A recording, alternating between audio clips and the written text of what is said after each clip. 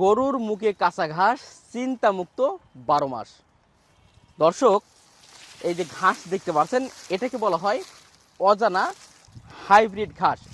বাংলাদেশে এই জাতের ঘাস কিন্তু কোথায় পাওয়া যায় না, কারণ এর একটা বৈশিষ্ট্য আমি প্রথমে বলি।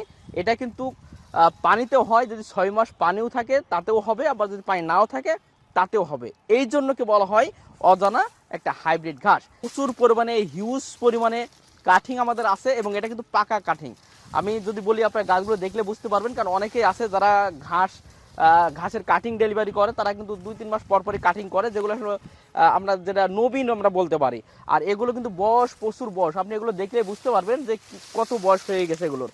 দেখেন কি অবস্থা, দেখেন, হ্যাঁ, অনেক বয়স হয়ে গেছে এগুলো। এগুলো পাকা কাটিং বলা হয়। এই কাটিং এর গ্রোথ অনেক ভালো হয়, ঘাস ভালো হয়, সব কিছু কিন্তু ভালো হয় এই ধরনের কাটিং লাগাতে হলে। আর সবশেষে একটি কথাই বলবো, আমাদের কাছে হিউজ পরিমাণ কাটিং আছে, কাটিং নিতে যোগাযোগ করুন। আর মোটামুটি আপনারা এই ঘাসটা একবার হলো আপনারা চাষ করুন।